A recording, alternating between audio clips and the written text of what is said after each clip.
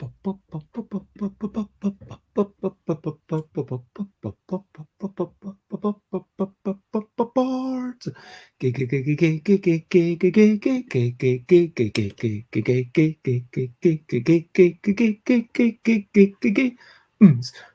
games, board games, it's what we're talking about.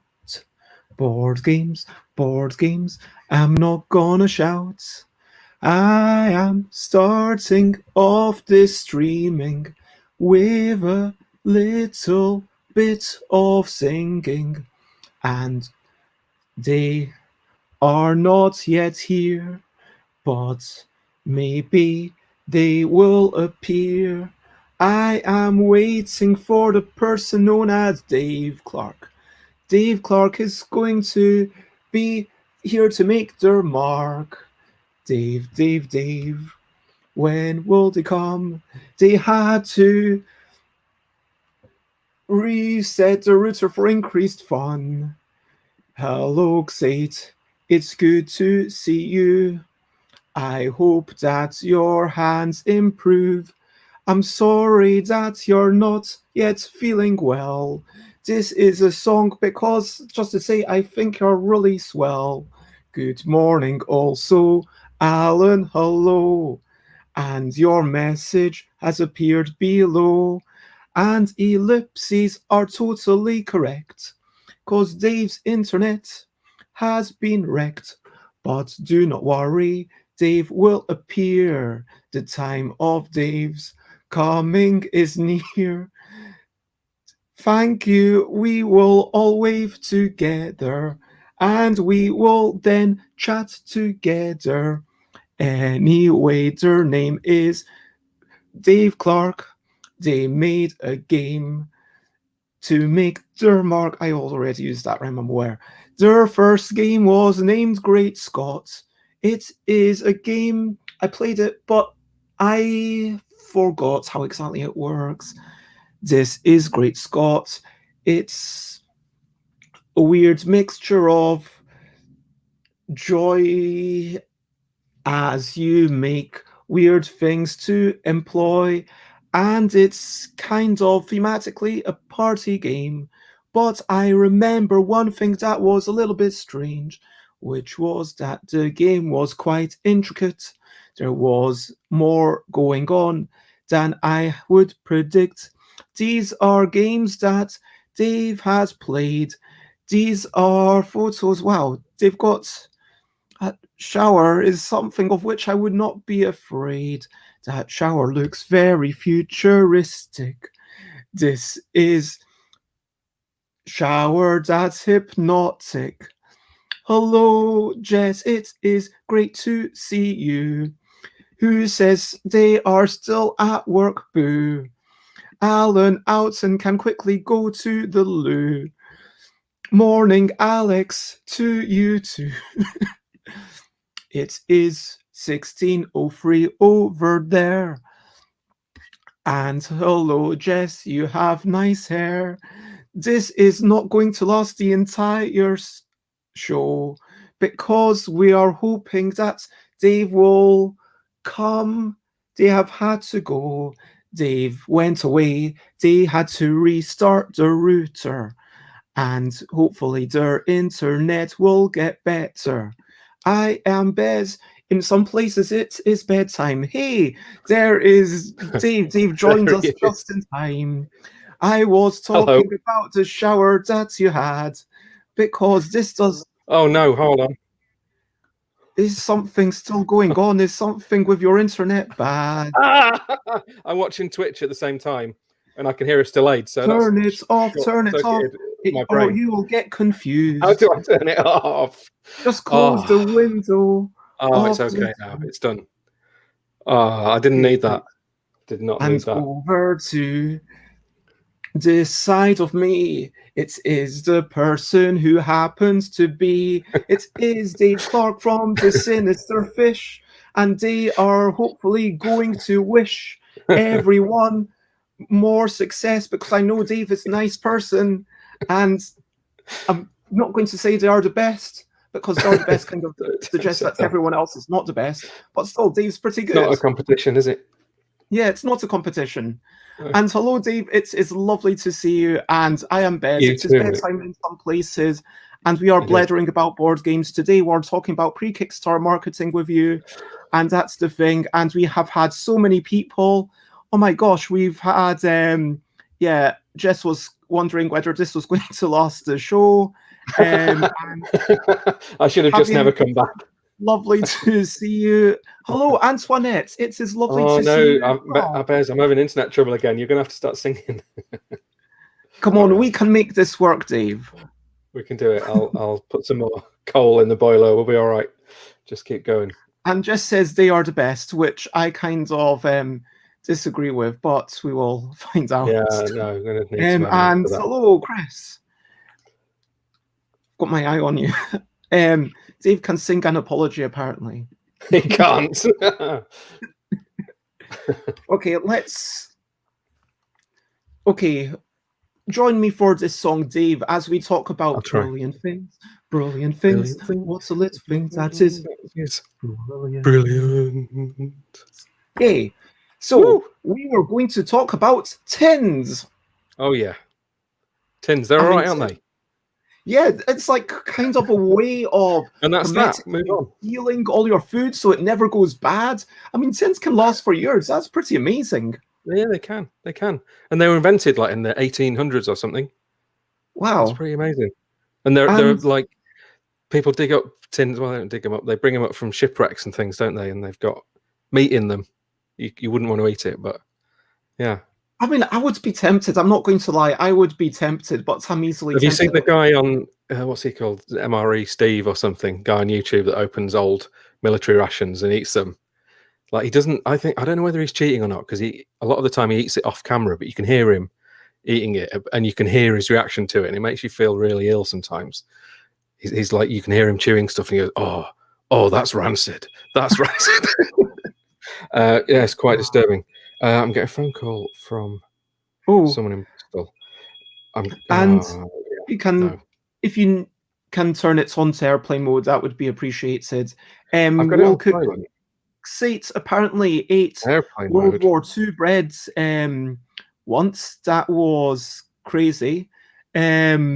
Yeah, that wasn't very clever. Tins were invented decades before the tin opener, I guess. Before they had like a twisty thing, didn't they? But you had the little tin opener, which was kind of, you put it in and then you levered it, and then you it's kind of the you smash it against a rock. I'm assuming that when Alex talks about the tin opener, you mean the Turney tin opener. Yeah, right. The battery powered tin opener wasn't invented until 1983. And hello, Javier, and I mean, let's just talk about Jess's question about who is the best. And I just want to address that no one is the best, or everyone is the best in their own way. And that's what I want to get to. That's why I say, no, Dave is not the best. I'm sorry. Like, as you say, it's not a competition. We're all the best in our own personal ways. And hello, Simon, you are the best at complimenting my jingles at that particular moment. For example, and Jess, you are the best. That's true, actually. He is the best person in the world. Thailand who's watching this. Anxate, you are the best at cooking for board games, as far as I know. Yeah. And Alex, you are the best at inventing some things that you invent. And Javier, you are the best at watching, on YouTube and give wee things. And yeah, CIL, today I learned. And Chris is the best at, helping me out. I'm just going to answer this call because they're not going to go away. I'm going to put them on audio. Hello. Hi, Dave. Hi, this is Anne-Marie from the Soil Association. Hi, Anne-Marie. Can I call you back in a bit this afternoon? I'm on another call at the minute. No, that's perfectly fine. Cool. I just want to say, I'm just going to mute Dave because I'm not sure that we should be doing that. Speak to you later. Thank you very much. Thank you. Bye. So, sorry, Dave, everybody. That was a really important call. That was Anne-Marie from the Soil Association. So, wow. Yeah. I'm doing things. I'm behind the scenes. Soil Association. Princess of Penguins says you are the best at making cups of tea. I don't know who Princess of Penguins is, but it sounds like they know that is. I know who that is. Okay. The majestic mother of my child. And question, Soil Association, what's going on there? I am in the early stages of applying for FSC certification, the Forestry Stewardship Council, so that I can have. Awesome. Is that for your boxes and stuff? Yeah, for my wooden bits and hopefully my cardboard bits as well. Awesome. But it seems ridiculously complicated. And the person from the Soil Association has to ring you 50 times and send someone to your house, but they can't tell you how to apply. Yeah, you were trying to get that done for an earlier thing that you were doing, and there was so much expenditure. I was quite surprised by how much it was going to cost you. I think it was you who shared this on Big to Cock. I don't think it was me. Yeah, I think it can be expensive, but they're talking about. Or maybe it was Robbie Munn. In my case. Yeah, I don't think it was me. I've only just started, but yeah, I think it can be expensive. But they're talking about that there is a cheaper way to do it by classifying you as a trader, which I technically am because I'm not manufacturing anything. So yeah, we'll see. But hopefully, because I want the FSC logo on the box. That's what it's all about. Like I can go to an FSC source and buy decent wood and put it in my game, but people have to take my word for it. I want to be able to prove it. And presumably they're demanding bureaucracy and money rather than tea. Absolutely. Yeah. So much. Yeah, no, I wish it was as simple as a cup of tea. Oh my word. Let's move on to things that have been troubling you, to recent highlights. Let's talk about recent highlights. Living life, playing games. What were their names? Recent highlights. I'm still exploring that song because I'm trying to mix together the recent highlights and the games. It used to be two separate songs and it worked slightly better. But hopefully by the end of this stream, once I've gotten to episode 200, maybe I'll have improved that song a wee bit. So yeah, what have you been enjoying in the past couple of days? Or, I mean, I guess a big recent highlight for you would be this. What's that? Oh, yeah. That's been all consuming my life for the past week. Well, for the past year, let's say. Yeah, no, awesome. I had an amazing launch. Things are going great. We've got a really nice community. Everybody's having fun in the chat, in the comments. So that was cool. We did a challenge thing where we asked some silly questions of people and got them to post in the comments. So the comment section went berserk for a day or so. If you look on at the graph on KickTrack, you'll see a massive spike in the comments. It looks like there's some huge drama. So, but it wasn't. It was just people being silly and answering questions. It was a lot of fun. That does sound pretty awesome. I mean, I would not dare to think that a spike means drama. I would just assume that, okay, that person's done something really cool on that day. Maybe, I don't know, maybe I'm just a bit more naive and optimistic. That probably says a lot about us, doesn't it? If I see that, what's gone wrong there? Bez is like, hooray, someone did something awesome. Oh dear. I need to be more like you.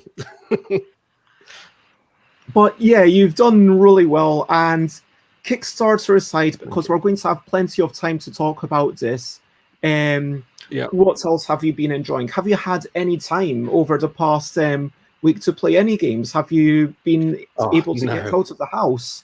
No, I haven't. We don't leave the house much. We don't play games very often. We have a toddler, as I think you know, and not very much help from anyone.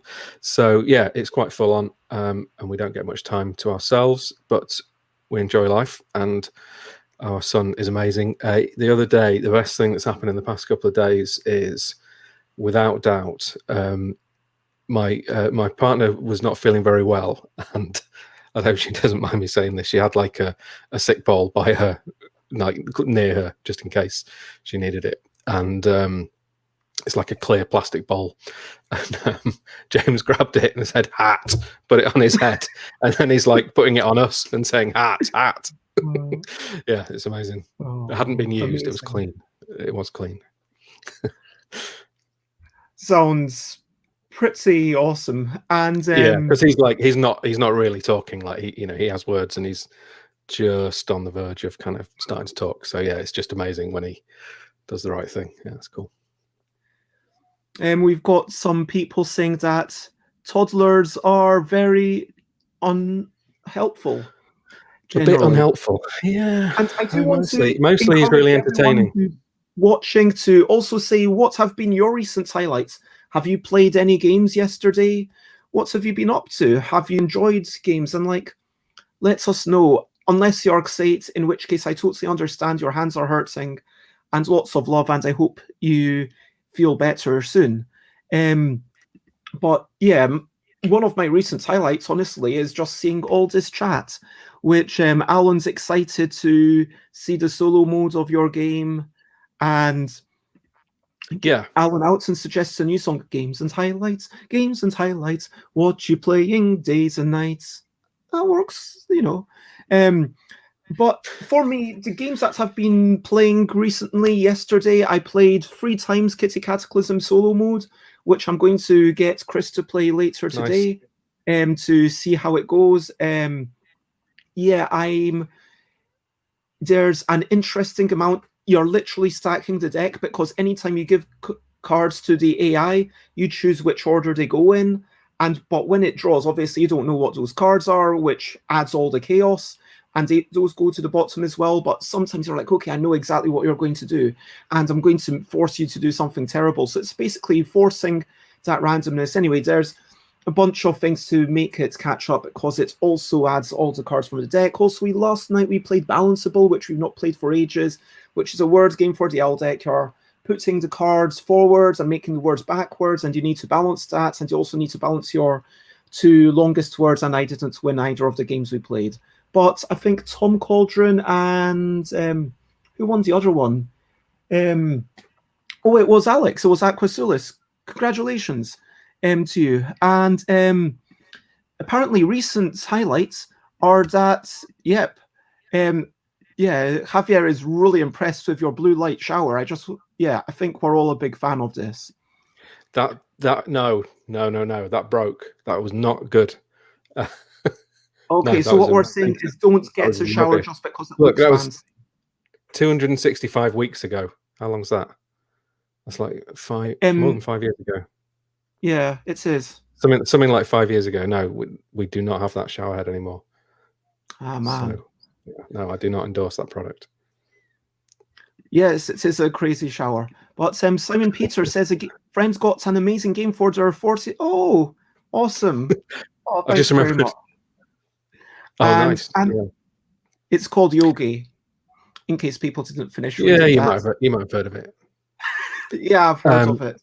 I remembered something about that shower, which we thought it would be brilliant. That's why I bought it. The lights changed color in response to the temperature, so like you would know if it was too hot or something. So if your skin is bubbling off your body, you go, oh, is this hot? And you look at the light and it's red. Yes, it is hot, and you can get out. Amazing. I mean, surely you can feel it. I know. Well, is it? No, I think let's just establish that the shower was not a brilliant thing, and let's move on from the shower. No, because this is not the shower. If we must. It's not the shower section of the show, is it? No, sorry. I'm jumping ahead. We have had the shower section of the show, and, we're just lingering on now. Dave, you missed the shower section of the show when I was going through your Instagram, and I was talking about Great Scott. I was thinking about Great Scott. Oh, no. I'm going to rewatch it. But Antoinette's been having fun role-playing, and it's lovely to see Antoinette, and I'm going to see you in the not really in the flesh. I'm going to see Antoinette on the screen tomorrow. And is it tomorrow? Is it Friday? No, it's Friday. We're going to be talking about the obligations of a reviewer. I'm so excited about it. Jess says that Coke Zero is chemically addictive. Is Dave going to get into the shower? New not so brilliant things section, and let's move on from recent highlights. And let's move on, because it is your first time here, Dave. It is. So I want to go for the traditional questionably quick questions. Ooh. Okay. Wow. Ooh. What time did you wake up? That woke me up. What time did I wake up? About 7 o'clock. Did you have breakfast? I did. What did you eat? Crumpets with peanut butter on them. Ooh. The holy ones. Do you let the peanut butter seep through? Oh yeah, absolutely. What are you doing there? Iced coffee or hot tea? I'm all right, thanks. I've already had a drink. You rascal. Best thing to eat or drink whilst playing games? Sorry, say again. Best thing to eat or drink whilst playing games? Fondue.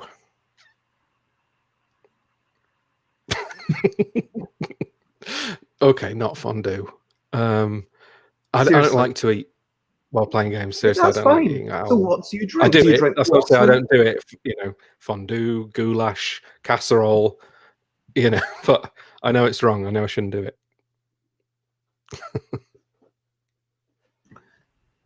Okay, so I'm just striking you up as someone who sits there playing the game and you're not even allowed to drink any water when you're playing with Dave. Is that what we're saying? No, I wouldn't. I'd never say anything to anyone about eating while we play. So my copy of Seven Wonders is like a biohazard because it got played a lot with a particular group.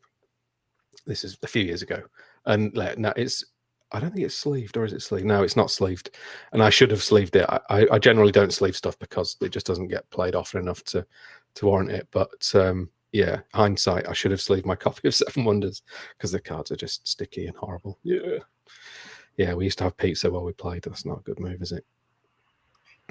Yeah, you've got to be careful with these things. But I mean, it's all that balance of how much do you enjoy it and how much are you willing to let your game get a little bit damaged, which is why I really appreciate. I'm not willing to damage my own games, but I'm too nice to stop other people from, they come to my house, they haven't had their tea, they want to eat, we want to play games. I don't like to stop people. I'm like, please don't get cheese on my game. Games are there to be enjoyed, though. I mean, there's a thing, like, it depends on, to some degree, like the cost. There's definitely some games, like if you and I were to start playing Codex, then, I'm probably going to, I might even sleeve them all before I actually end up playing them. But, if you start, having soup or stew, I'm going to have words with you. But then conversely, if we're playing, frankly, most games, I just feel like, Yogi, for example, is a perfect example because it's made of plastic where you can literally wash it. And I saw some Thai people making a video, which was really cool. But then they had it in sleeves, and I was, why are these cards in sleeves? They're plastic already. You can literally wash these cards. Why would you put them in sleeves? Anyway, so I think we should have more games that are washable. But even if I'm playing Energy Empire, I would like people not to pass food over the board. But as long as people are careful, it's not going to be the worst thing in the world if one day, if there's like a 1% chance of something happening, which, let's be honest, there's a 1% chance of me knocking the water over and then it flies over. That's just a thing that has happened in the past. So let's still enjoy our gaming. Sure. It's not like we haven't got other games. Exactly. But you have reminded me, I need to put my copy of Seven Wonders in the dishwasher. Man, so what I'm getting is that really we can't take anything you say today seriously, and we're going to have our sarcasm meter like very much on. Okay, if you like. Cards or cubes? Oh, it's got to be cards. They're a bit more versatile than cubes, aren't they? For sure. Wooden meeple or plastic figurine? Meeples, yes, please. Like the way you're going, arts or rules? Controversial art. And what is your favorite board game shop? Or you could pick multiple. What's a board game shop nearest you if you don't want to pick favorites?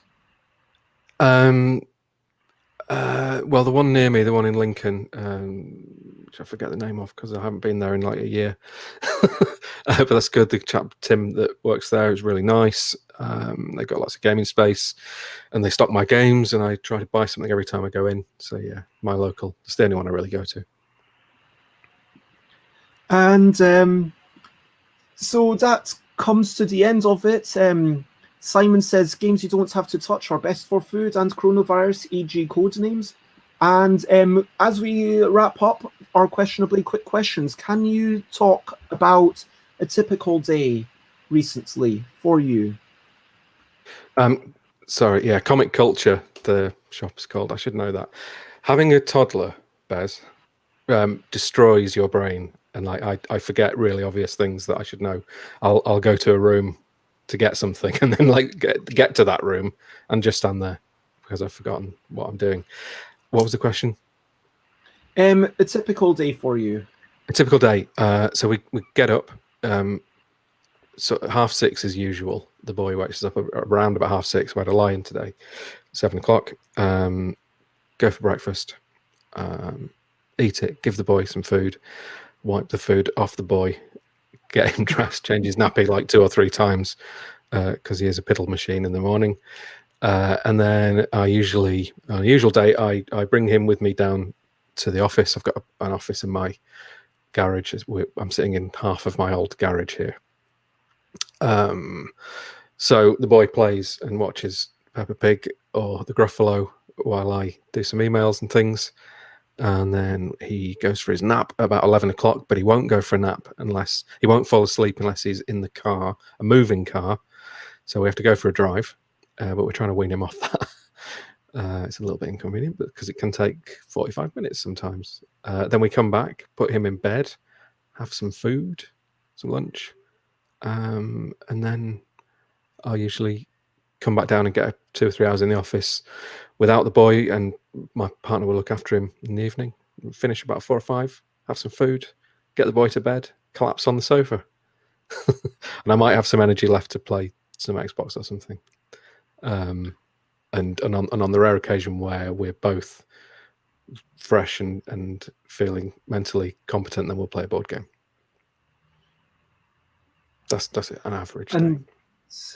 So I noticed it doesn't sound like you've got a lot of time left for publishing games and whatnot. Well, that's what I'm doing when I'm in the office, obviously. Yeah, I get some work done. We've got a Kickstarter going, so I managed to do something. But yeah, it's tricky, and lockdown has been absolutely ridiculous. The virus makes everything worse, right? And it's been difficult. But I am aware that I am in a very privileged situation, being able to work from home and stuff like that. So in a way, it hasn't affected us that badly. But I really miss seeing people and being able to go out and stuff. Yeah, that's definitely something that I think a lot of us can feel. That's obvious. It is a big part of why I started doing this, to kind of see other people and chat to them. And I do want to remind people to feel free to comment. Again, don't feel like you have to push yourself if you've got sore hands. Love you lots, say it. And feel free to ask questions, do the fun follow thing. And today we are talking about pre-Kickstarter marketing. That is what we are talking about. So I thought that we would, unless you've got a different narrative that you want to follow, go our usual way and first start off with a definition. What is pre-Kickstarter marketing? Well, it's what everybody tells you when you're preparing a Kickstarter, especially if it's your first one, that you have to, with crowdfunding, you need to, in many ways, bring your own crowd. Just because you put something up there on Kickstarter, it doesn't mean that people are automatically going to back it. You've got work to do. It's not just a case of making a nice game and putting it on Kickstarter and then waiting for the backers to roll in. There are exceptions to everything, and there are. I am convinced that if you made an amazing game that looked amazing, didn't tell anyone about it until you put it on Kickstarter, it would fund if the goal was sensible. So in exceptional circumstances, you don't need marketing because Kickstarter will do that for you. And it's interesting, actually, like people make such a big issue out of pre-Kickstarter marketing. I mean, you say still, that, but, even what I was going to say was Kickstarter is still the biggest supplier of backers. So if I just go into my, sorry, just chat for a second. I'm going to bring up the stats for this. So, I mean, you're talking about the notion of whether it's even required. And I mean, there's two things here. I mean, to one extent, having that initial amazing art, okay, let's make the assumption that it's not marketing. Although I am going to posit that having the art before you go to Kickstarter is in itself a form of marketing. But well, it's a part of the process of making a marketable product, isn't it? Yeah, I guess that's the thing. Like, is it to market? Even if you don't do marketing, you always going to need art. Sorry, say again. Like, is it a marketable product? Does it market itself? It's like, if we've got something that looks gorgeous, but the thing is, we want to make the best products ever, in theory, or we want to make the best product that we possibly can. And so, in theory, a good way to do that might be go to Kickstarter with, art that you've done, and you say, yeah, this art will look better. And then, people back you based on a little bit of faith, I guess, if you know what I mean. But yeah, that's not many of them will. Not really. No, you'll get people that will back things to be nice to you and give you a hand and stuff, which is part of the whole ethos behind Kickstarter, isn't it? Sort of helping projects get off the ground that maybe wouldn't have done otherwise, just bringing them to a wider audience. But that's the best thing that Kickstarter does. It brings you to a massive audience of people. So I'm just looking at the stats for Streets. So we had a good campaign with villagers, like nearly over 15,000 backers if you include the people that backed in the pledge manager. And then Sinister Fish has quite a few customers from our Gloomhaven stickers, and so we had a big advantage going into Streets that we've got a decent backer list and a decent customer list, and still, take a guess what percentage of our pledges have come from Kickstarter rather than from external according sources? to Kickstarter things, because remember that. Okay, I'm going to guess the number that you're saying on Kickstarter is 63. Is 60, yeah. Is it so 60? 60% of Streets backers have been brought to the project via Kickstarter, and what I mean by that is they've been contacted by Kickstarter. Kickstarter has reached them in some way and showed them our campaign, as opposed to us doing it. There's, two things that to be aware of there, isn't there? Like, firstly, that if someone goes via your mailing list and then finds out about it, but then maybe clicks away, goes back to the page the next day, says, I do mean to, and then types it themselves, Kickstarter is going to claim it was from Kickstarter. That's true. The other thing that I want to say is that the reason that your thing does phenomenally well via Kickstarter backers is because it already has that momentum on day one. Oh yeah, day one momentum. Like that was my whole marketing plan was do well on day one, and then in a sense you have far less to worry about later. And yeah, just to kind of admit that. So this is the artwork that I had for my Kickstarter for Kitty Cataclysm when I put it up, and. I don't know. It's likely that if I had artwork that looked a little bit closer to what it was actually going to look like in the end, which would have, which would have been like that. That looks a little bit nicer So hopefully that's going to make people think, oh yeah, that actually looks all right. And I'm going to hopefully, that's actually because this is version 2 and I've crossed out some of the numbers for the second reprint. But yeah, I mean, the Kickstarter gave you an idea of the style I was going for. And yeah, I think that's, if you look at it, boop, boop, boop. Oh, why is it not there? It shows you clearly, okay, this is the sorts of drawing that Bez does. And okay, once Bez has funded this Kickstarter, then Bez is going to make it.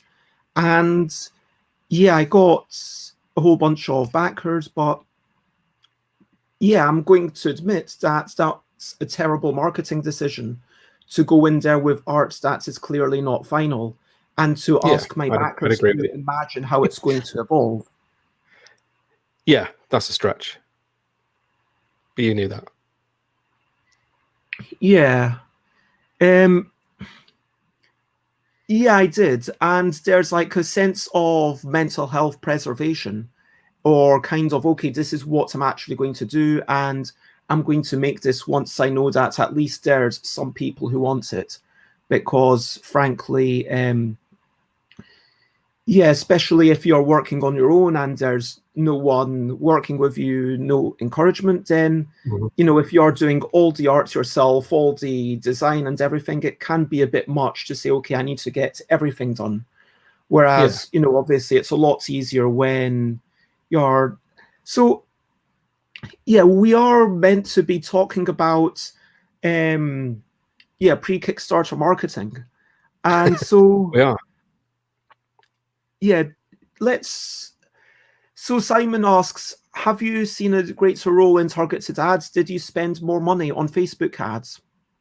Actually, I'll admit that I'm struggling with the Facebook ads personally, but the ones that you're seeing are coming from BackerKit, our pledge manager, and they're absolute wizards at it. So that's a service that they offer, and one that I heartily recommend other publishers use.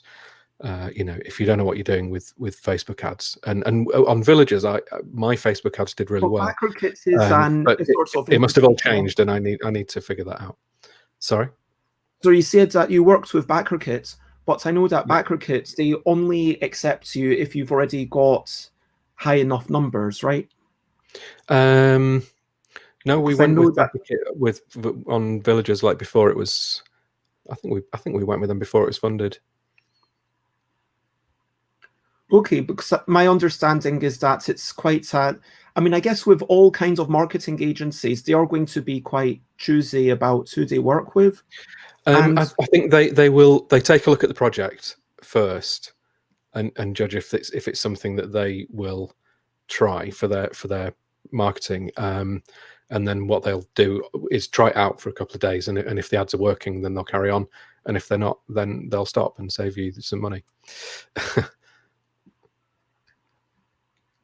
And yeah, so let's go back to the definition. And you talked about how important it is, but let's just talk about a broad definition. And yeah, I agree with Antoinette that especially with In a Bind, as Yogi used to be called, when I went there, I hadn't even done the final development for the game, frankly, and people do want to have assurance. I read an article the other day by Jennifer Ford of SEO Games. No, I can't remember their company name. What's the name of their game, isn't it? Yeah, and Moonflight is their second game, I want to say. But anyway, what they said is that fundamentally for a Kickstarter, you need three things. You need, firstly, a game that is worth getting to people. Secondly, you need to know how much your funding goal should be. So you need to work out, okay, this is a funding goal that I need. And thirdly, you need a page that demonstrates both of those above things. And in some sense, that creation of a Kickstarter page... I don't think backers are that interested in what the funding goal is, as long as it's not ridiculously high. That's up to you to get that right, and for them not to worry about it. The backer's more interested in the game. It's all about the game. And so, like, absolutely, it's very much about, is this game worth me having? Why is it worth me having? And trying to communicate that. But at the same time, you want to have a notion of, I know what I'm doing, and I have some. I'm not just going to take your money and run. So you do want to demonstrate that, at least, that you thought about things enough, especially if you're a first-time creator. I mean, hopefully, speaking of which, Dave, you should be getting your Kitty Cataclysm very soon if you haven't already. And I'm very sorry about that, since I need to get Kickstarter to I was open going up. to ask you about that. Wait, are you missing your... Wait, sorry, are you missing a copy of Kitty Cataclysm? I don't know. I've got a few things backed that I haven't got yet, but I'll just. I'm not a problem. I'm not a problem backer, Bez. I'm not going to be on your back. No, but I mean, this is it. And, it comes when it comes, and that's fine. It's good. But yeah, value for money, sure. Do you think a really low funding goal is an effective marketing tool when you can say 300% funded? I mean, that seems not worth it. No one cares. No one cares about the percentage. No, don't have a low funding goal, because you might only just get it, and then you're in trouble. Everything costs more than you think it does. And awesome. Dave got them, but yeah, apparently Dave from Sinister Fish needs a copy of Kitty Cataclysm, and that's, why, probably I need to improve on the organization of the sending the things out, because there were some spreadsheets. I'm not going to point fingers, but someone else did, was hired to kind of, because, there were many you see, that was your first mistake. You got someone else involved. No one cares about it as much as you. That's the thing, isn't it? It's like, so let's define what pre-Kickstarter marketing is, for goodness sake. Pre-Kickstarter marketing is telling people about what you're doing before you launch your Kickstarter. Is that a definition? I would agree that is accurate. Okay. And why would you want to do that? Why not just let the juggernaut that is Kickstarter push your project into people's faces? And, why is it good? Like, surely, why okay, bother? so there's this whole algorithm that we can talk about, that, if you've got more Kickstarter backers straight away, it does get pushed higher up. And that's why I try to say to people, yes, if you're a friend, if you maybe want to support me, but you don't necessarily want this game, please do back it for literally £1 and then write a comment. Writing a comment can be a valuable thing, and getting a bit of conversation going. That's such a good thing. And then once you've done that, also when you've launched your Kickstarter, oh my gosh, I need to plug in. Once you launched your Kickstarter, you run off electricity? My laptop does. Okay. So how else can it be good? What are we talking about? Pre-marketing. More, more backers. I think that's the issue, that we want to have as many backers day one as we can, and just having that big first 2 days is, and there is a snowball effect, definitely, because if you fund quickly, and have a big mass of backers that all join at once, then you shoot up to the top of the list on Kickstarter, and they're going to show it to more people. So you're using, your efforts will be compounded by Kickstarter pushing your project to more people. I think. Thank you for all the lovely compliments. I think that in the chat, so it is this kind of exponential growth that you get. I mean, once you've gotten, let's say, any social media thing, once you're kind of showing yourself off to 100 people, it's likely that someone else will hear about it and you'll have maybe another 10 people within a month, let's say. If you're just not really doing anything, you're just doing your own thing. Whereas if you're starting off with 10 people, having another 10 people is going to take real effort. You're going to have to be the one to reach out to them. Whereas I would posit, I mean, yeah, honestly, just having managed a bunch of Kickstarter things on behalf of other people, like have run campaigns which have probably gone into, I don't know how many thousands, like, I think like, yeah, 10,000. Anyway, so once you do have a certain critical mass, once it's like hundreds on day one, and then that's going to just propagate it. People will share, hey, this is a cool thing that I backed. People will see if you're linked to someone else on Kickstarter, hey, they are backing. And that it is literally exponential growth. Are you broadly in agreement with that? It's not exponential, is it? Because that implies doubling every... No.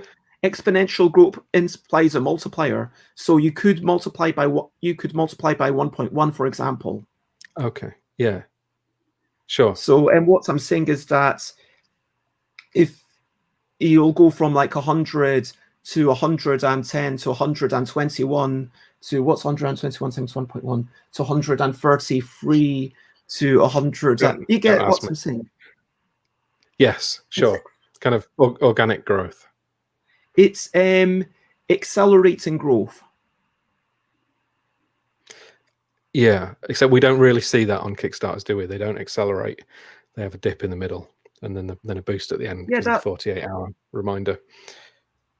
Yeah, that's true. I mean, it's not accelerating during the course of the campaign, but by virtue of having that critical mass of people, you're going to get more people during the, general thing, right? Yeah, I'd agree with that.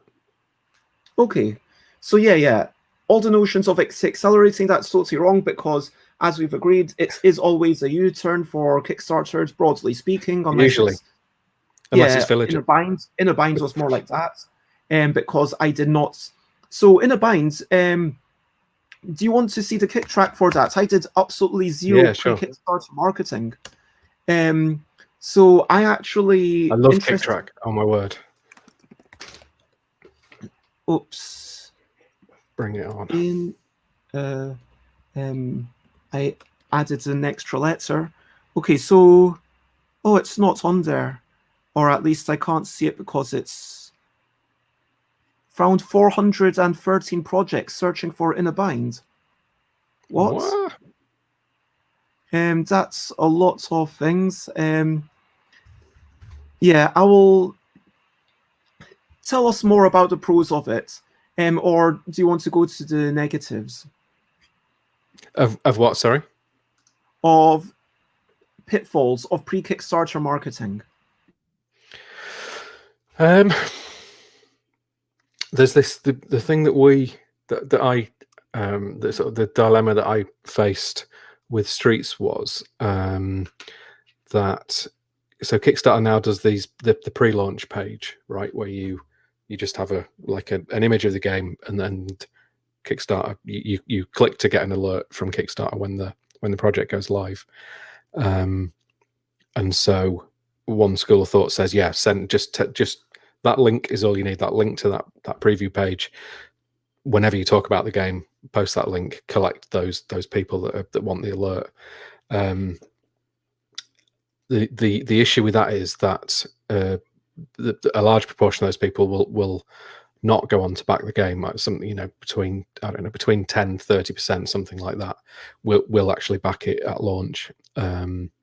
And the rest of them are just gone. So there were people that showed an interest, but they're gone, and you can't contact those people ever again. So the alternative to that is have your own landing page that collects people to your email list, and then you can tell them about the launch, and maybe they don't back, but maybe you'll do something later on that you tell them about, and then they do back. They kind of if someone's on your email list until they unsubscribe, then you can always reach them. Yeah. But I think people are less likely to sign up to an email list because they don't want to get spammed, and they don't want you to sell their email address to somebody else obviously, which we don't do. So yeah, but we did well with the pre-launch, the Kickstarter pre-launch. I think we had nearly 4,000 people on there before we launched. That's a really good number. And so you're talking about not making sure you don't lose folk, and making sure that they're not just clicking up somewhere else and then wandering off. But at the same time, I guess there's the alternative. There's the other follow-up questions, which are firstly, once you've got those people on your mailing list, how long beforehand do you start? You mentioned like a year earlier today. Is that how long you've been kind of talking about Streets? No, the first mail out we did, I think we might have announced it 6 months ago, when I was doing an email about something else, just in passing. And then we've emailed them a month before, a week before, and then on launch day. And I suspect that might be a little bit too much, but we had some unsubscribes, but it wasn't a cataclysm. You always get some every time you do a mail out. Some people go, okay, no, this isn't for me anymore, and they'll unsubscribe. I mean, every month seems like not that much to me. No, I mean, well, it was three times. It was 3 number. times in a month. I emailed them a month before, a week before, and on the day, which following someone else's advice. Which personally, I found that to be a little bit much. But we had interesting things to tell them each time, and it wasn't the same message every time. Did you get people thanking you? Because the interesting thing is, I can't remember what my last Kickstarter was. Categorical, of course it was. So on the last few days, I basically hadn't told the people on my mailing list about it, which is a really, that's not good marketing. I've got the people on my mailing list and then I don't tell them about things. What's up with that? And so that's why, you need to have, this is like 101. I mean, frankly, a lot of it just comes down to, let's be honest, we all know what we've got to do, and it's actually taking the steps to get it done. I mean, it can seem overwhelming. Like I'll sometimes find myself sitting there looking at a to-do list, thinking I just don't know what to do first, and then not doing anything. Just pick something and do it. And then, like, when it came to the last few days, and then I was like, oh, there's only like 3 days left. Do I even tell people about it? And then I sent out a mailing thing saying, hey, this is a thing. There's only a couple of days left, but if you want this new graffiti-inspired L deck, then make sure you back it. And I did get a little spike on that, and a few people said, hey, thanks for telling me about it. Not only did they go and back it, but they actually thanked me for telling them about it, which was amazing. Yeah, they signed up to your emailing list. They're interested in what you do, so tell them.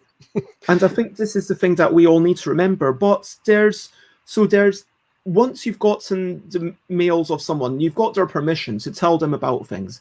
But then, firstly, I think when it's bad could be if you email people more than they've agreed to. Like, let's say I said to everyone, okay, I'm going to email you about once a month. And then I start sending, if I start sending 3 emails or even 4 emails in a month, then I think that people would be like, whoa, Bez said this would be once a month. What's up with that? Mm-hmm.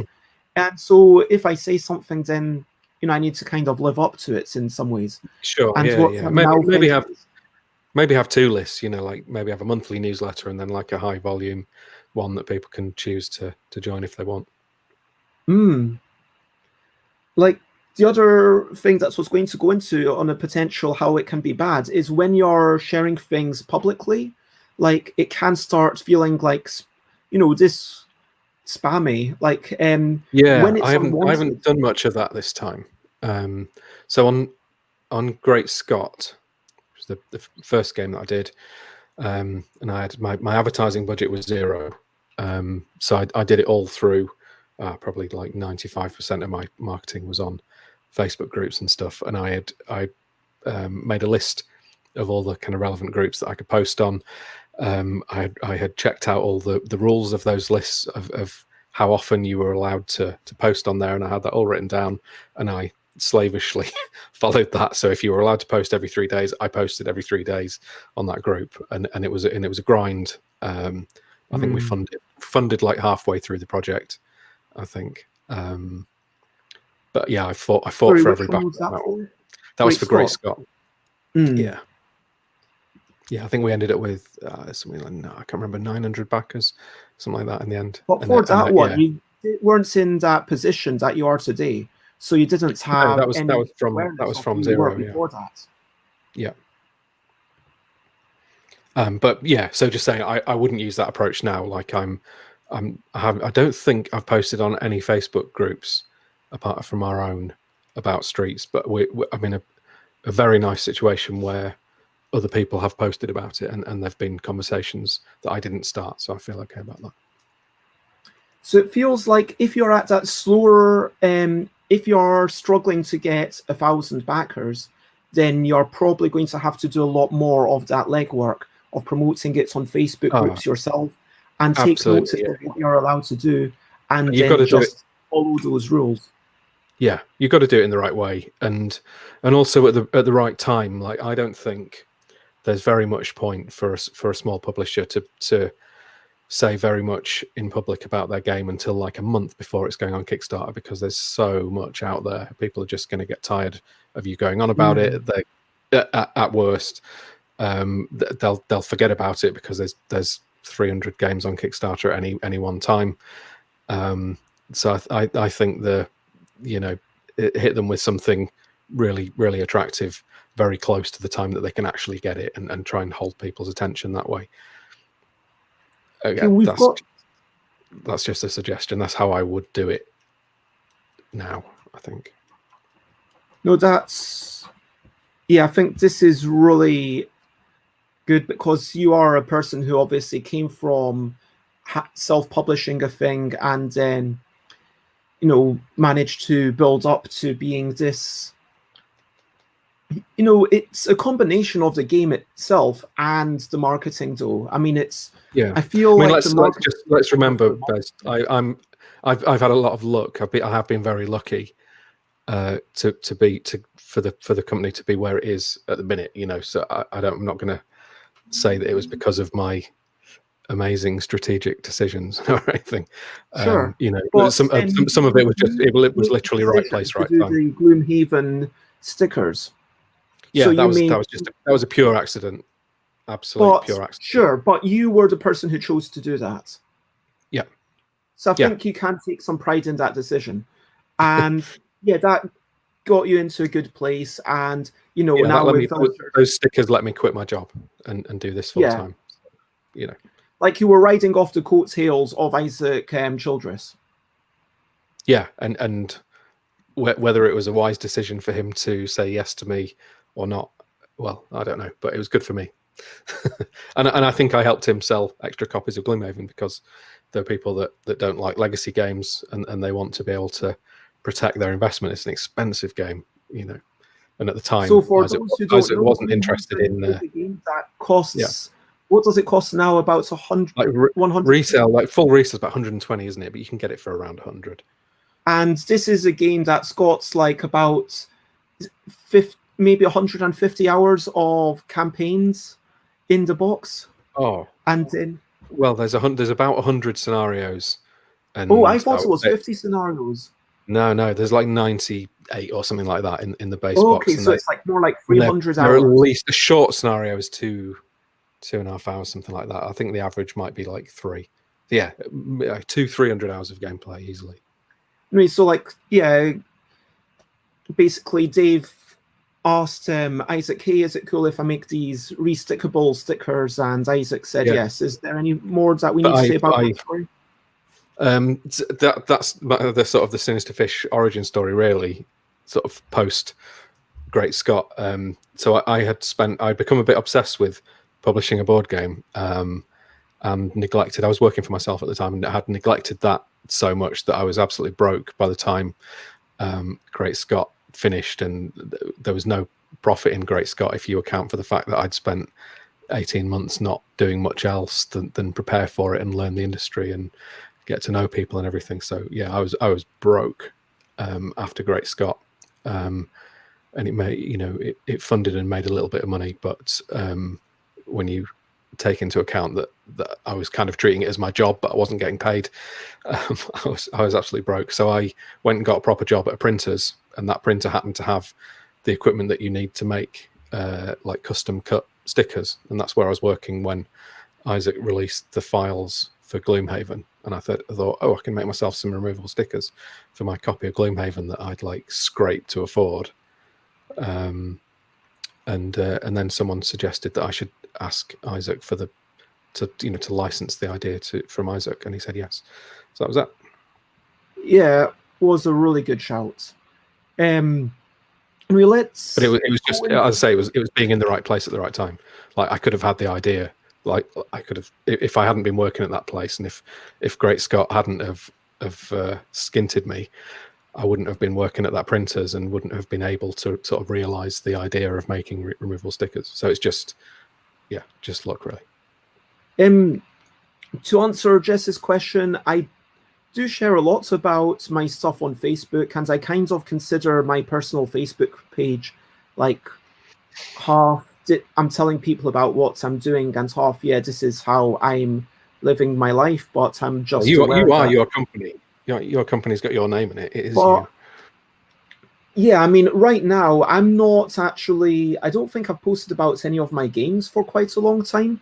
I've been posting a lot about these daily shows because I'm streaming about, I was streaming about 10 times a week, probably on average for the past, few months, because like I've done this daily. We've had like the Tuesdays, we used to do Thursday and Sunday, and I had a testable, and I've done a lot of streams for UK Games Expo or Besday. But this is the thing. Like, you've even got a day. At what point does it become? I think that the emotions underlying it are like an entire topic, and I'm not saying I don't want to investigate the emotions and like the personal story, because after all, we are all humans. And the fact that you are so grateful for the luck that you've had, I really appreciate that you are not like just, okay, I'm an amazing person, now I'm going to sell you the secrets. I mean, I could write a book that says, here's how to sell 200,000 games. And there is a book. There is such a book. I've got it right here. Right. Okay. The one takeaway for anybody that wants to publish games: buy this book. Okay. I have a chapter in it. I don't get any money from it. I didn't even get this copy for free. But I just. What's that? Gabe Barrett's book? Gabe Barrett's new book. I'm in it as well, aren't I? You are, yeah. There's a lot of great people in it. I had to back to Kickstarter to get my own copy as well, which I kind of feel slightly weird about. But I've still not got it's my funny, copy. he didn't even offer. But that's fine. It's fine. I was very I was chuffed to be asked to be in it. It's nice. But it is an absolutely brilliant book, and it's bang up to date, and it's hot. If you want to publish a game and do well, buy that book and read it, and formulate your plan based on what is in that book. Wow. You can do it without anything else. You don't need to. Don't talk to people on Facebook. People on Facebook don't know what they're talking about. Like 9 out of 10 of the people you talk to on Facebook have never funded a game. Read this book. It is by people who have funded lots of games on Kickstarter and know what they're doing. Apart from me, where I just talk, my chapters all about. Yeah, I was really lucky, and I just kind of sat there and not really, but. Yeah, no, great book. I highly recommend it. Couldn't recommend it more. And also the Kickstarter marketing group, Nalin's group, which I believe you're in. Yes, she's amazing. She's amazing, and that group's really good. For all the things, but I've not managed to get to any of it yet. Yeah, there's a lot going on in that. She's very, very busy, isn't she? I recommend that book and that Facebook group. J-Fool's Guards, do you create a Facebook group for the game or the company and direct people to join? I have personally created, I've got a page for Stuff by Bez. I've got a group for In a Bind /Yogi, which has a couple of hundred people in it. I've got a group for Wibble, which I believe or the L deck, I should say, which is essential because I want that to be a community of people working together and helping each other make games. And then, yeah, I did make groups for Kitty Cataclysm and a game wherein you blether, a Scottish wherein you to talk at that at a fast rate. Please stop me from saying this name at some point, without necessarily making call it blether. No, call it a blether. game wherein Move you on. for short. Yeah, so I I'll know. call it a game wherein you for short. Yeah, no, just And call it so- blether. No, it's a game wherein you. I know what it is. Genius. But anyway, so yeah, I have personally done that. I think that it with Innerbind/Yogi, for me, it's been really nice after the fact that I do post something saying, hey, cool, check out this new video that someone like in Thailand posted. It's cool to see this in a new language. And then I kind of feel like I'm being supported by people.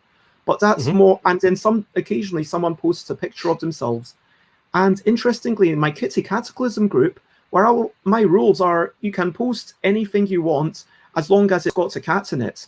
And I thought that people would be all over that, but then it didn't have the critical mass of people. Do you know what I mean? So it's of the Kitty Cataclysm group and the A Game Wherein You group are just kind of sad wastelands, if you know what I mean.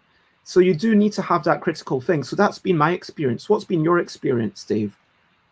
So we've got a Facebook page for the business, which is more, that's just kind of like, I use that just for sort of press release stuff, really. And then we have groups for the game. So Villagers has a group and Streets has a group. We've got a community page kind of thing, because a Facebook page is much better for sort of interacting and having a bit of fun. So and we at the minute up to launch we use the Streets page, the Streets group for people helping playtesting. So we organise some playtests and people have been helping us proofread the rules and things like that. And we show, we were showing the new artwork and little teasers about the game and things. So, the people that are really, really keen and interested are quite happy to come and help. And we appreciate that very much.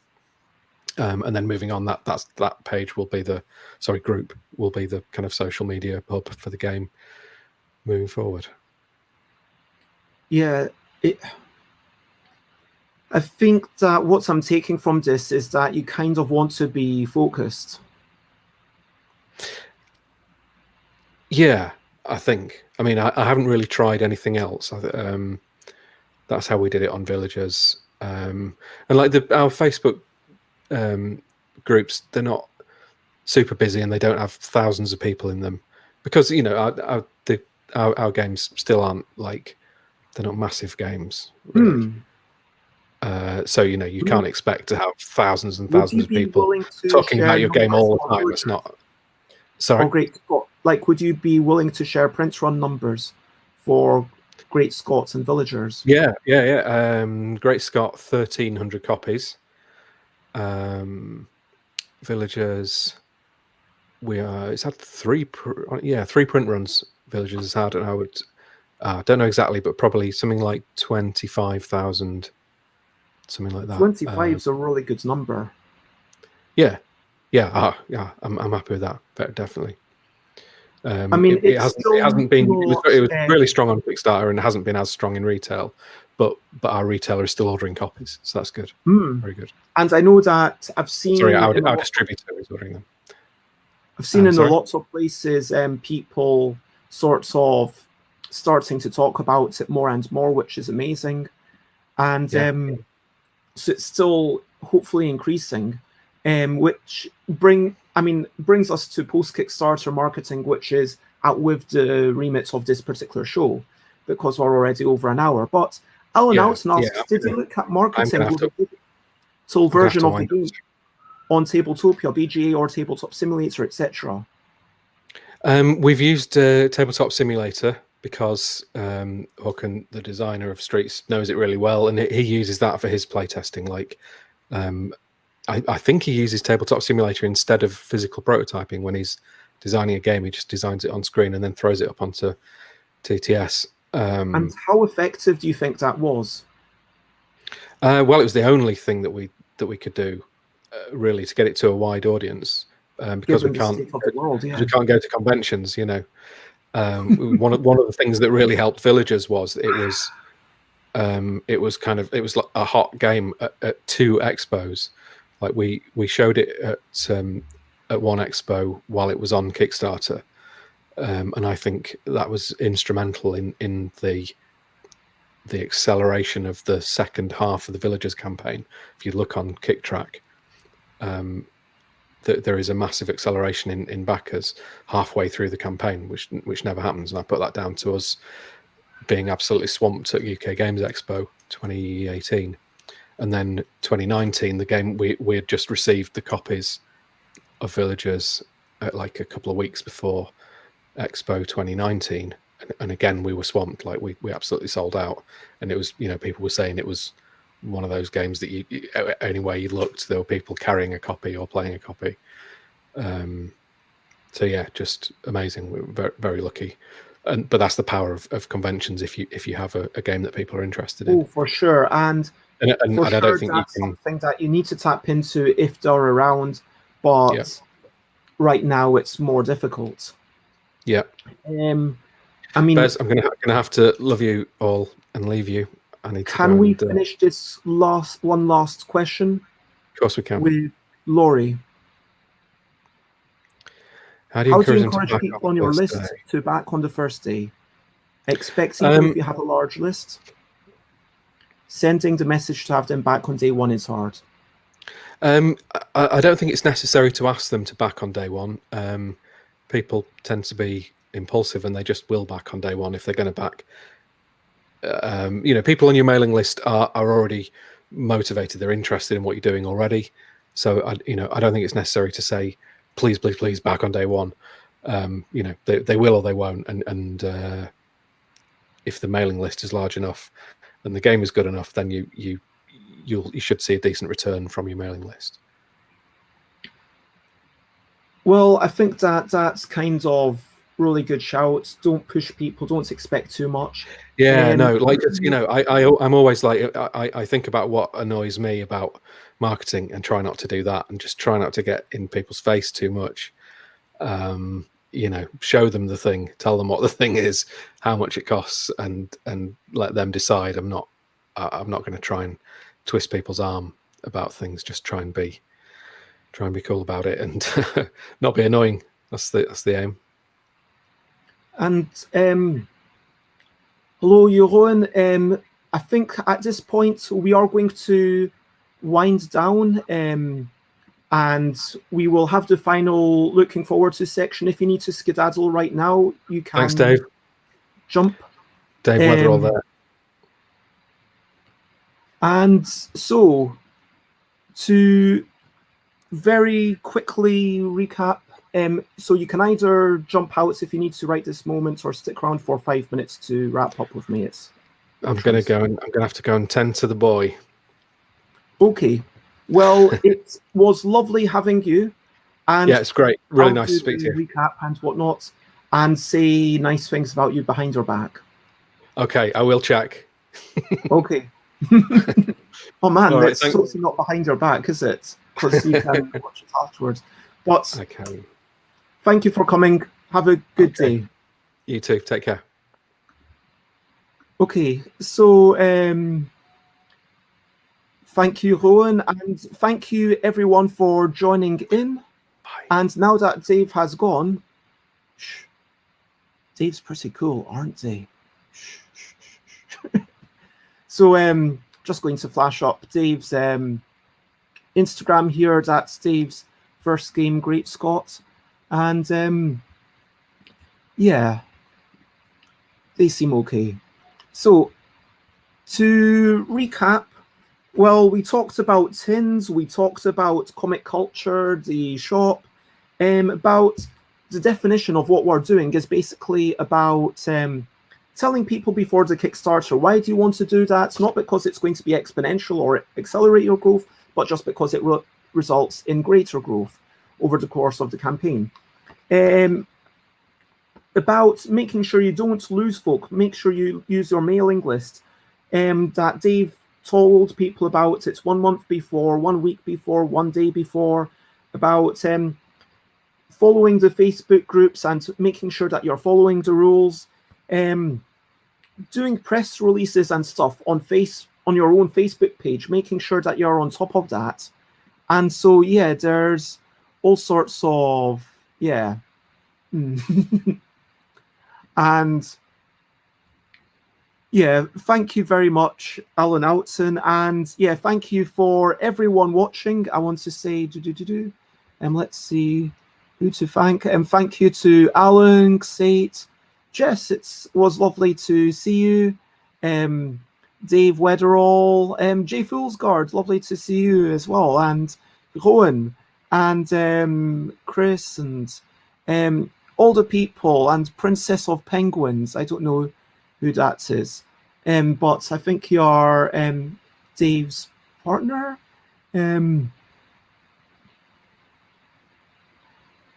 Yeah, okay, thank you. Yeah, good shout. Xates, I just saw the thing. And thank you for Antoinette. It was lovely to have you here.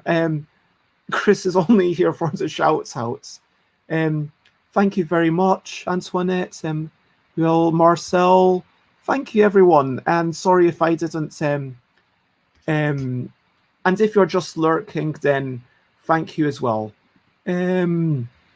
So there were some questions that I said that I would answer. Why is this important? Because it improves growth. What are some good techniques to use your mailing list, to do that regularly? That's something that I really need to get on top of. How did Dave get so many backers for their latest projects? Well, it's a mixture of what they did and the decisions that they made, but also their good luck. What are some pitfalls to avoid? Well, I mean, Dave didn't run into any pitfalls, but I guess it's like, don't be too spammy and make sure that you do, I mean, that's the typical thing, isn't it? But the sad thing is that when you're marketing, like, yeah, I just want to, at some point, have a show just about the ethics of marketing, because that's a really interesting point, like the whole being spammy, and where if you're marketing, being not spammy enough is likely to be worse than being too spammy, which is a really sad thing to say.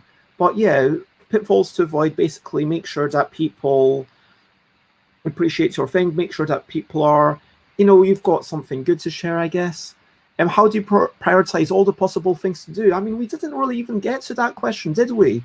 I mean, how do you prioritize? You need to say, okay, if you I think it's a case of when you're smaller, when you only have like maybe, I mean, to be fair, Dave did really well for their first project. They got 900 backers for Great Scott, which is phenomenal.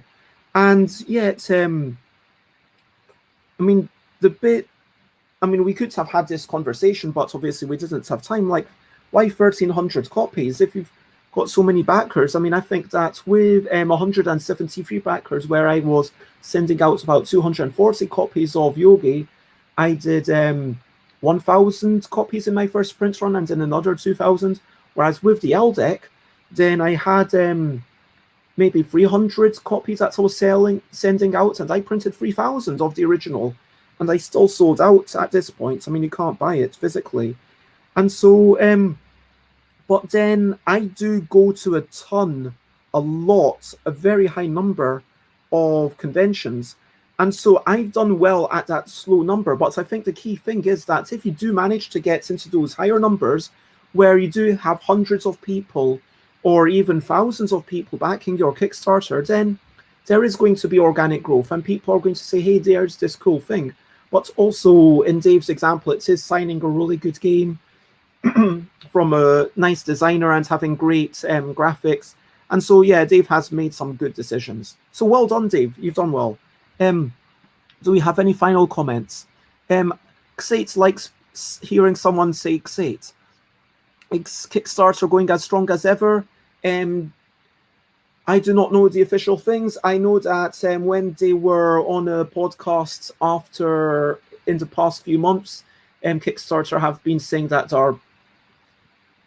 I think it was something like, there was a percentage reduction. It was like 20%. I mean, right now, people are not spending as much on what are clearly going to be luxury things. I don't know what that thing is, but don't let one bad thing put you off other stuff. And if you do have a thing that you're still waiting for, do contact the publisher. Please let them know, because otherwise, publishers are only human. I mean, and I really appreciated Dave Weatherall getting in touch, and I still need to send Dave their comic, but I can't.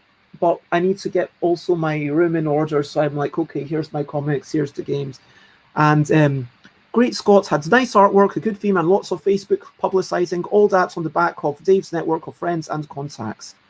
Sure. And yeah, I think that we've established that also my practice of not having the final artwork, if is basically a terrible decision, so I should stop doing that. Anyway, thank you everyone, and I'm going to say, if you want to find me, I am stuffbybez.com, stuffbybez.bitcartel.com, where you can buy my stuff that's still in stock. Twitter.com/stuffbybez is where I speak a lot. Instagram.com/stuffbybez is pictures of pretty things generally, or games I've been playing recently. Twitch.tv/stuffbybez is where I stream. You can join in the conversation. Facebook.com/thingsbybez is a thing. Stuffbybez@gmail.com if you wish to get in touch. And now, what are we looking forward to? Hopes and ambitions is over to you for this final section. I am looking forward to. Am I looking forward to eating something? Yeah, I think I am. I'm not sure. I had this muesli yesterday. I'm probably going to have muesli again today. It's not super exciting. I mean, I might have some tea just to mix it up. I don't know, some like fancy tea. But I think I'm going to probably have some muesli and mix it with maybe a banana and another kind of muesli, because I've got 3 types of muesli in a bag, just to kind of keep me on my toes. What are you looking forward to? What are you looking forward to today? What are you looking forward to tomorrow? What are you looking forward to next week or next month or next year? Do you have a hope or ambition? Let us know. And so continuing with me until some people start commenting and sharing what they are looking forward to. I'm looking forward to finishing off a game. I'm hoping to finish off a game prototype that hopefully Chris is making, and then we can play that. I'm looking forward to watching Chris play Kitty Cataclysm. I'm hoping to get my legal stuff finished today. I'm hoping to generally I'm hoping to get Categorical finished in the not too distant future, so it can go to people. And I'm hoping that with that Kickstarter, when we get everyone's names, and then we hopefully maybe print out the stickers, or maybe someone else will write the addresses. I don't know, whatever is easier, but we will do it, and there won't be any mistakes. That's what I'm really hoping. And so yeah, I'm really looking forward to getting that out, and I'm hoping that I might be able to do like some tuck box games and print a second edition of Kitty Cataclysm in the near future as well. And Jess is looking forward to their trip to immigration with work tomorrow. I hope that enjoys. And Chris is hoping that their work on this spreadsheet works. Dang formulas. And if you have enjoyed this, then please share and spread the word. For my next streams, I just remembered, was going to show you, this is the in a bind thing. So, normally you have got like a row, like that kind of shape. So it's kind of like a U. Here, it was basically just pretty much everyone on the final day. This is a very lopsided thing because I didn't do any pre-Kickstarter marketing. So if you go to twitter.com/stuffbybez and type that in, then on my page, you will find this Google Calendar. And if you go to that Google Calendar, then you will find that tomorrow we're talking about writing for games. We're talking about writing cards. Yeah, the exact topic is not to be announced. It's about writing rules on cards. Then Antoinette, on Friday, I'm going to do a check-in with myself on Saturday and talk about Deductible with Chris Bocke on Sunday. And those are all the things. And Alan Alton is looking forward to doing more on Board Game Arena Alphabetical. Can I do a few Zen episodes where no one talks, please? Yeah, I think you need to stop typing so much, Alan, or are working on that, or set some time apart like later in the day. Anyway, so that has been me. I hope that you are well. Lots of love wherever you are. I hope that you have lots to look forward to. And I am also going to send out special hopes that anyone who's got hurt hands, I hope that your hands feel better. I hope that, just generally your aches and pains, are a little bit less than they might otherwise be. Anyone who. And yeah, lots of love to everyone. And for now, there's only one thing left to do. And that one thing left to do is to say bye, bye, bye, bye. This is a goodbye song. Bye, bye, bye, bye. Thank you for watching along. Bye, bye, bye, bye. This is the end of the show. Bye, bye, bye, bye. And now it's time to go. Bye, bye, bye, bye. This is the goodbye song. Bye, bye, bye, bye. Thank you for watching along. Bye, bye. Bye, bye. This is the end of the show. Bye, bye. Bye, bye. And now it's time to go. Thank you very much, and bye-bye, everyone.